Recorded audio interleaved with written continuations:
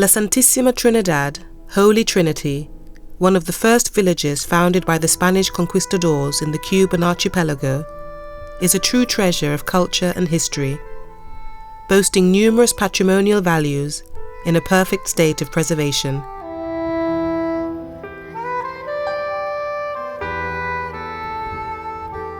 The Plaza Mayor in Trinidad is the historic center of the town, declared a UNESCO World Heritage Site in 1988. The Plaza Mayor, or Great Square, the main axis of the centuries-old village, holds a statue of Terpsichore, the muse of choral songs and dance, and is surrounded by the singular beauty of the Holy Trinity Church, which is a loyal guardian of valuable pieces from the island's religious treasure.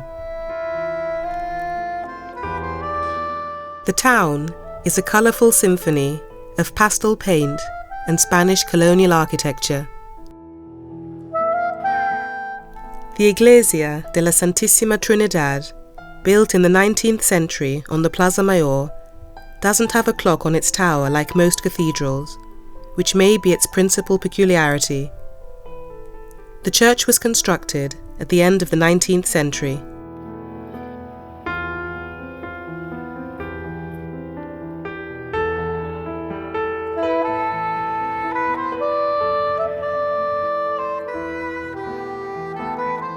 The Baroque Plaza Mayor, built in the 19th century, is very elegantly adorned with seating areas, statuary, palm trees and gardens enclosed by white iron fences.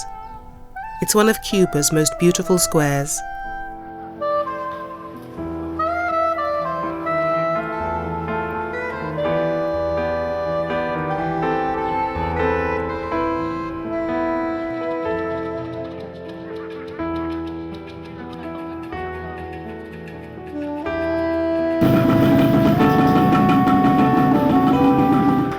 The Plaza Santa Ana lies to the east of Trinidad city centre. Here, visitors will find the remains of the large Iglesia de Santa Ana, built in the 18th century. The most impressive feature is the bell tower, which dwarfs over the surrounding trees and buildings. According to experts, a true mixture of architectural styles from the 18th, 19th and early 20th centuries characterizes Trinidad's historical centre, with its narrow cobblestone streets, flanked by buildings with beautiful woodwork, artistic wrought iron railings and decorated walls.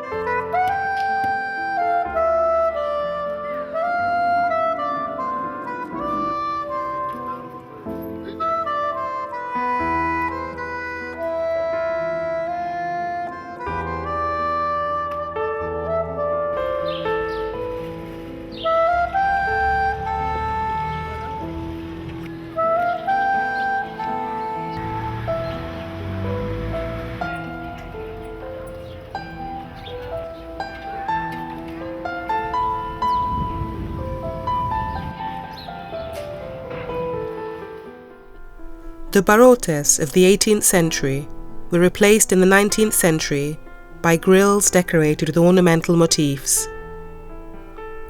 The colonial houses of Trinidad have typical red terracotta tiled roofs, supported beyond the walls by wooden beams.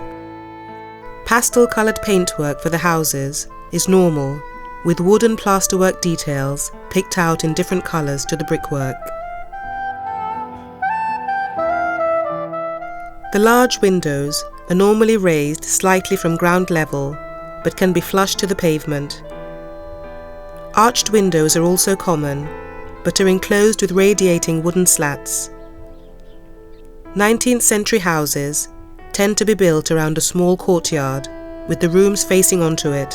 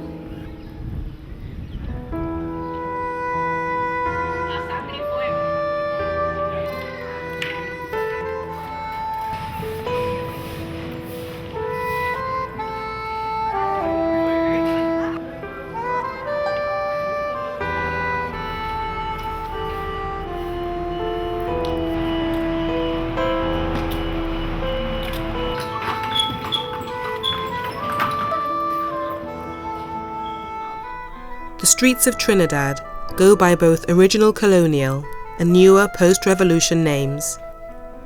Locals usually don't know both. What one person may call Boca, another calls Piroguinar. Streets are haphazardly labelled. Many long-time residents use the old names, but most businesses and institutions adopt the newer names. The beautifully restored homes, church and other buildings, along with the cobblestone streets and lack of modern architecture in the city centre, give the town a truly colonial feel.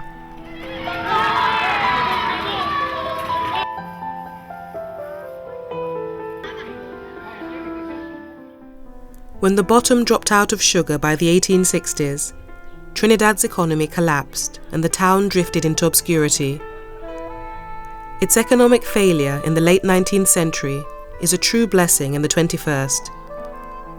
Trinidad escaped further economic development and modernization that surely would have obscured the colonial nucleus that UNESCO honoured as a World Heritage Site in 1988. Even in pre-revolutionary capitalist Cuba, the beauty and historical value of Trinidad prompted the government to declare it off-limits to further development.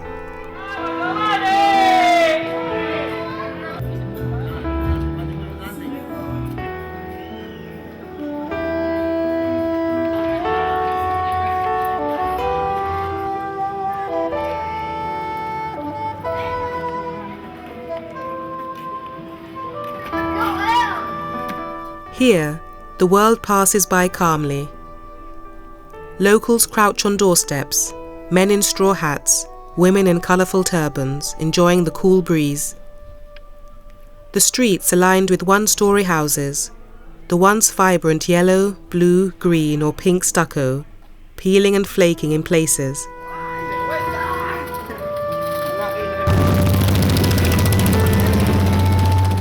The Ermita Nuestra Señora de la Candelaria de la Popa, or La Popa Hermitage, is probably the oldest religious building in Trinidad.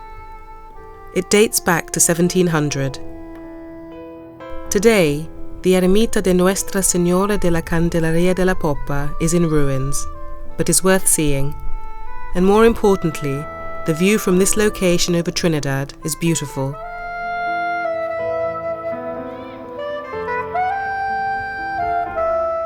The Iglesia y Convento de San Francisco boasts an eventful history.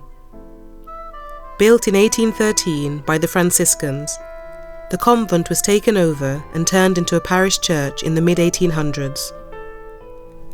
By the end of the 1800s, it was being used as a jail, and in the 1920s, much of the iglesia was torn down. Some of the outer buildings and the bell tower were left standing. The Museo Nacional de Lucha contra Bandidos, housed in the Iglesia y Convento de San Francisco, features exhibits on the counter-revolutionary forces, or bandits of 1959, and the problems and battles that ensued. On display are photographs and documents, and equipment associated with these events that took place in Trinidad and other parts of the country. Much of Cuba's beauty lies in its natural surroundings, and Trinidad doesn't fail in this respect. Set between the mountain range of Sierra de Escambray and some gorgeous Caribbean coastline, Trinidad is a veritable feast for the eyes.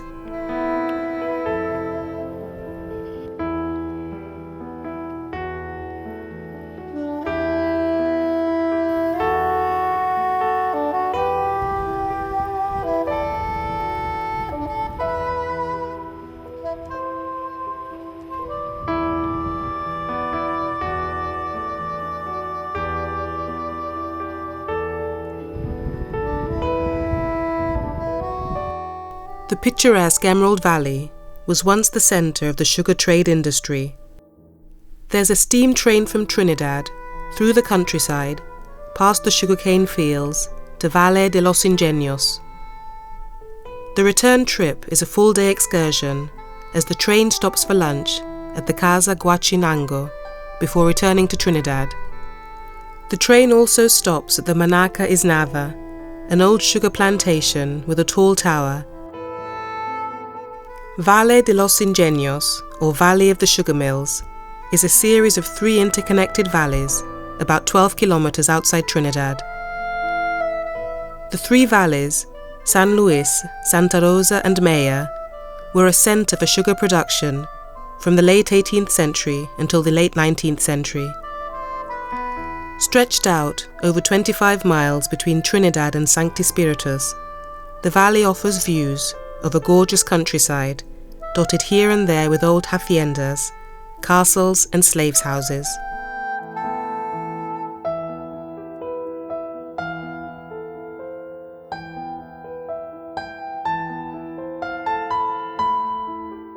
The scenery and sugarcane plantations, with the distant undulating mountains, is rather picturesque.